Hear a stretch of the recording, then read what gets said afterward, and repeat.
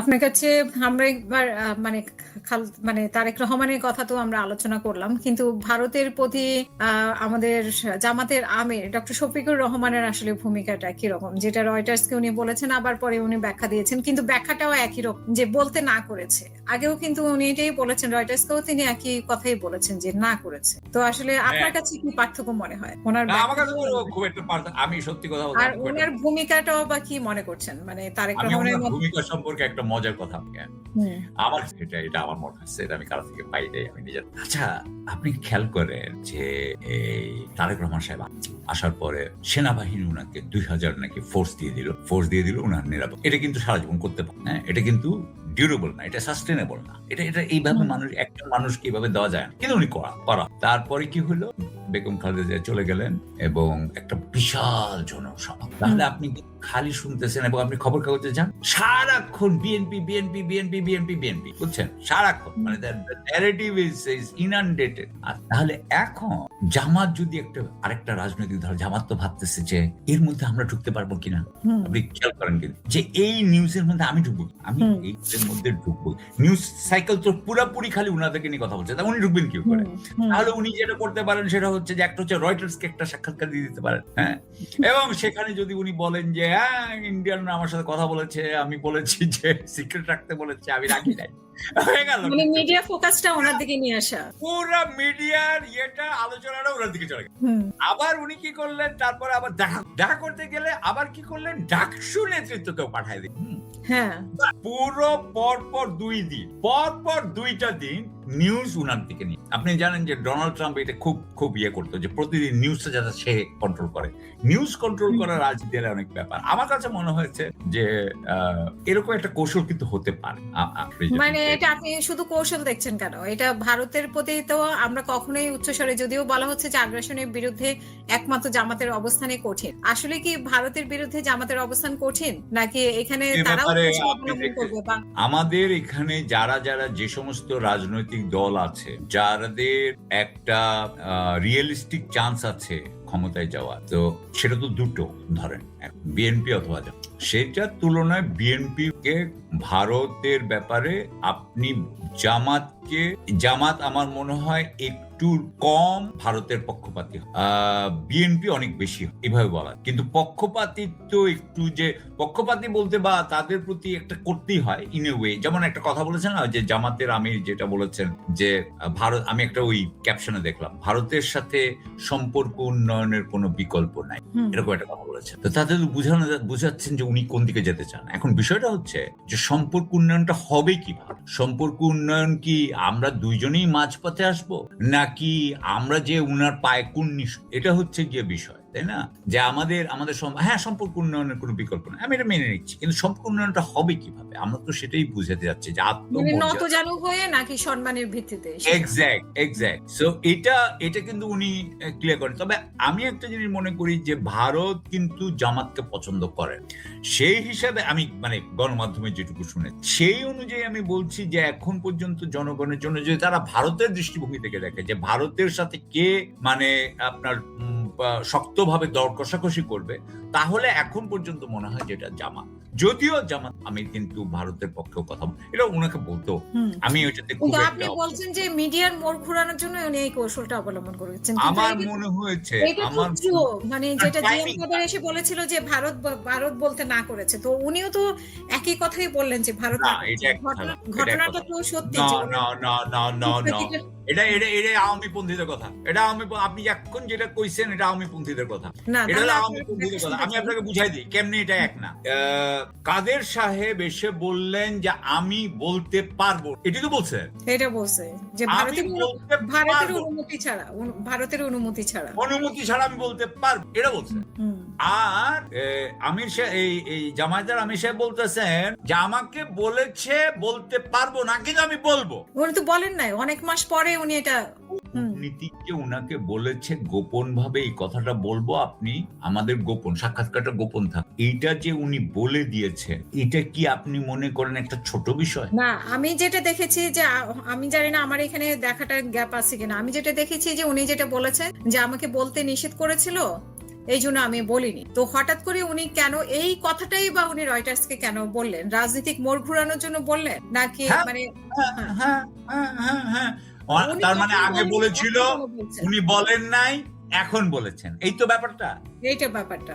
হ্যাঁ, তার মানে এটা কি করে রাজনীতি উনি আবার ব্যাখ্যা দিচ্ছেন যে মানে ব্যাপারটা এরকম ছিল না, ভুলভাবে ব্যাখ্যা করা হচ্ছে। তো মানে এগুলো তো আছেই, আমি আর এর মধ্যে খুব একটা ভিতরে ঢুকছি না, কিন্তু আমি যেটুকু বুঝি সেটা হচ্ছে জিএম কাদের সাহেবের সাথে জামাতের আমিরকে একসাথে করবেন, এটা ঠিক না। জাতীয় পার্টি আর জামাত এক জিনিস না। এটা কি এক জিনিস বলেন আপনি? অবশ্যই এক জিনিস না, অবশ্যই এক জিনিস না, অবশ্যই এক জিনিস না। আমরা কখনো মানে মিলাতেও চাই না, কিন্তু হ্যাঁ এই কথাটা হ্যাঁ দুইজন ভিন্ন, ভিন্নটা রেখে আমরা ভিন্নকে আলোচনা, আমরা ভিন্নকে আমরা মানে করি, কোনো অসুবিধা নেই, কিন্তু এই দুইটা ভিন্ন। কাদেরের সাথে কোনো সম্পর্ক নাই। কাদের সাহেব হচ্ছে কি সম্পূর্ণভাবে, আই এম সরি এগেইন, ভদ্রলোক হয়তোবা উনি সম্পূর্ণভাবে ভারতের আজ্ঞাবহ বলে আমরা মনে করি, আর জামাতকে সেরকম মনে করি, জামাতকে আমি সেরকম মনে করি না। দ্বিতীয় কথা হচ্ছে যে হ্যাঁ, উনি হয়তো আপনি বলতে পারেন যে গোপন রেখে। রাজনীতিবিদরা কি সবার সাথে কথাই কি আপনার প্রকাশ করে দেয়? করে না। ভারতের ব্যাপারটা যেহেতু একটু অন্যরকম, আমাদের কাছে সেনসিটিভ ইস্যু। ভারতের কাছে আপনি বলতেছেন ভারতের ব্যাপারটা সেনসিটিভ, হয়তো বলা ছিল, উনি হয়তো মনে করেছেন যে এটা উনি বলতে চান নাই। আবার যখন সময় এসেছে ঠিকই বলেছেন। অনেক সময় করে কি তারা তাদের ওই যে আপনার তীর রেখে দেয়, হ্যাঁ, যে আচ্ছা ঠিক আছে এটা পরে ব্যবহার করবে, রাজনীতি তো। আমি প্রশ্ন হচ্ছে যে নির্বাচন সামনে রেখে আসলে ভারত কি আবারও সেই আমাদের নির্বাচনটা কন্ট্রোল করতে যাচ্ছে কিনা? অবশ্যই এটা একটা ইঙ্গিত। অবশ্যই কেন চাইবে, অবশ্যই চাচ্ছে। এবং এটা আপনার কোন কোন মাধ্যমে যাচ্ছে? গণমাধ্যমের মাধ্যমে নিয়ন্ত্রণ করতে চাইবে, সেনাবাহিনীর মাধ্যমে নিয়ন্ত্রণ করতে চাইবে। আমাদের দেশে তো সেনাবাহিনী একটা ডিসপ্রপোর্শনেট করে, মানে আপনার একটা ইনফ্লুয়েন্স রাখে। সো এটাও আমি পছন্দ করি না, একেবারেই পছন্দ, কিন্তু আমাদের বাস্তবতা তাই, সেখানে মাধ্যমে করতে পারে। আপনি তো জানেন যে হাসিনার দোসররা এখনো জেনারেল, সেইভাবে হতে পারে। ভারত অবশ্যই নিয়ন্ত্রণ করছে, সে বিষয়ে কোনো সন্দেহ নেই।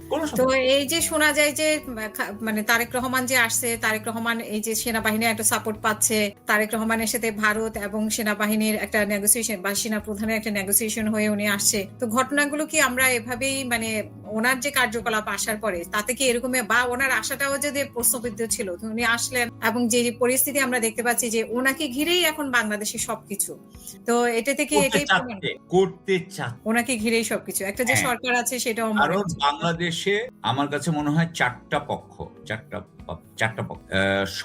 সরকার বলতে আমি উপদেষ্টা পরিষদ বোঝাচ্ছি, সেনাবাহিনী, বিএনপি এবং বাংলাদেশের অভিজাত মহল। একদম মানে একজন ব্যতিক্রম থাকতে পারে, অভিজাত মহল, ইলিট, এরা এই চারটা পক্ষ চায় যে তারেক রহমান ক্ষমতায়, এটা চায় একদম। অ্যাকচুয়ালি এখানে এক ধরনের ঘটনা হচ্ছে এলিট ভার্সেস পিপল হয়তো চাচ্ছে জামাত, পিপলের একটা বিরাট অংশ বোধহয় জামাতকে চায়, কিন্তু এলিট জামাতকে চায় না, এলিট চায় বিএনপি কে। এবং সেই জন্য আপনি গণমাধ্যমে এটা দেখতে পাবেন, গণমাধ্যমে এটার রিফ্লেকশন, এটার প্রতিফলন আপনি গণমাধ্যমে দেখতে পাবেন। এলিট যেটা চায় সেটাই গণমাধ্যম দেখছে, এবং এটাকে এক ধরনের আপনার ইঞ্জিনিয়ারিং করার চেষ্টা করা হচ্ছে, যাতে এই গণমাধ্যমের এই খেলা দেখে আপনার মানে টিভি, নিউজ পেপার এসবের খেলা দেখে সবাই যাতে তারেক রহমানকে ভোট দিয়ে, যে এটা ইনএভিটেবল, তারেক রহমানই হবে, এটা অবশ্যম্ভাবী, সুতরাং আমরা দিয়ে দিই, এইরকম একটা ব্যবস্থা। জামাতের আমির যে তারেক রহমানের সাথে দেখা করলেন, এটাকেও কি আপনি এই যে খালেদা জিয়া মারা গেছে এটার জন্য সৌজন্যতা, নাকি এখানেও একটা রাজনীতি, যেটা আপনি বলছিলেন যে সৌজন্যতা তো দেখানো একটা রাজনীতি? কারণ এটা তো একটা আলোচনা উঠেছে যে ওনারা মিলেমিশে কাজ করতে চান, তো আসলে দুইটা রাজনীতি দুমুখী, তো মিলেমিশে কাজ করার মিলেমিশে কাজ করতে চান সম্ভব হয় কিনা? আমি আপনাকে একটা কথা বলি, বিএনপি যদি 151 সিট পায় তাহলে কি জামাতকে কি নিবে সাথে? জামাত যদি 151 সিট পায় বিএনপি কে নিবে? এখন তো বিপরীতে, এমন তো না যে তৃতীয় পক্ষ আছে, আমি বলতে চাই যে বিএনপিও হয়তো তখন অন্য দল নিতে পারে, 151 সিট অন্য দল নিতে পারে, তারা কি জামাতকে নিবে? আর জামাত কি বিএনপি কে নিবে? না, মানে যে এগুলো হচ্ছে কি আপনার হয়তোবা বলতে চাচ্ছে যে আমরা যাতে, মানে ওনারা হয়তো বলতে চাচ্ছে, জামাতের আমির সাহেব যেটা বলতে চাচ্ছেন হয়তোবা, এটার মিনিংটা হচ্ছে, অর্থটা হচ্ছে যে আমরা আসেন আমরা একজন আরেকজনের সাথে আঘাত না করে ইলেকশনটা করি। আমার কাছে হ্যাঁ, আমার কাছে মনে হয়েছে। কিন্তু আমি মনে করি যে উনি এবং তারেক রহমান সাহেবের মধ্যে যদি এরকম কোনো বোঝাপড়া হয়ও যে হ্যাঁ আমরা শান্তিপূর্ণ নির্বাচন করি, কিন্তু এটা নির্বাচন হবে না। কারণ এমপি যিনি স্থানীয় পর্যায়ে তিনি যদি মনে করেন যে না আমি তো এই ভোট কেন্দ্র দখল না করলে আমার জিততে পারবো না, উনি ভোট কেন্দ্র দখল করে ফেলবেন। উনি কি তারেক রহমান সাহেবের মুখের দিকে তাকায় থাকবেন না? বুঝছেন না? মানে স্থানীয় পর্যায়ে আর জাতীয় পর্যায়ে এক না। সুতরাং আমি মনে করি না যে এটা হইতে পারে। এখানে যেহেতু আপনি বলছেন যে চার পক্ষ চাচ্ছে যে তারেক রহমান আসুক, তো জামাতের আমির এখন মনে করছে যে আসলে আমরা তো মিলেমিশে একটা, এবং এই জন্য কিন্তু জামাতের আমির আরেক জায়গায় দৌড়ে গেছেন সেনাপ্রধানের সাথে। আপনি এটা দেখেন এখানে আছে কিন্তু এই 3 দিনের মধ্যেই 3-4 দিনের গত 4 দিনের মাথায় উনি কিন্তু সেনাপ্রধানের সাথে দৌড়ে দেখা করছে। কি কথা বলছে? 45 মিনিট নাকি মিটিং হয়েছে। কি কথা বলে? নিশ্চয়ই কথা বলছে যে ভাই আপনি যেরকম করতেছেন তাতে মনে হচ্ছে যে তারেক রহমান সাহেব তো হয়েই গেছে, আপনারা প্লিজ একটু কমান, এরকম একটা কিছু বলছে। ডেফিনেটলি আর কি বলবে যে আপনারা একটু আপনার 2000 লোক দেওয়া দরকার। হ্যাঁ, আপনি তো এমন একটা ভাব দেখাচ্ছেন যে উনি হয়ে গেছে, এটা একটু কমান। এটা আমাদের রাজনীতিতে ঝামেলা তৈরি করে। আর ডাকসুর নিয়ে তো ডাকসুর সাথে যে তারেক রহমানের দেখা হয়েছে সেটা নিয়েও যেটা সমালোচনা এসেছে, যে সমালোচনার যে জায়গাটা সেটা নিয়ে আমি একটু বলি যে আপনার মনে আছে নিশ্চয়ই সোহাগকে যে হত্যা করা হয়েছিল ইট মেরে মেরে, তখন যে ব্যবহারটা করা হয়েছে, মানে মিছিল করা হয়েছে রাতে, মানে ভোর রাতেই যে মিছিল বের করা হয়েছিল এবং তারেক রহমান এবং খালেদা জিয়াকে নিয়ে অনেক আজেবাজে, খালেদা জিয়াকে বলেছে কিনা আমার মনে নাই, তারেক রহমান এবং খালেদা জিয়াকে অনেক আজেবাজে ভাষা ব্যবহার করা হয়েছিল, চিনে চালে কাওয়া আর কি জানো, তো এগুলো ব্যবহার করা হয়েছে। তো সেই জায়গা থেকে অনেকে বলছে যে এই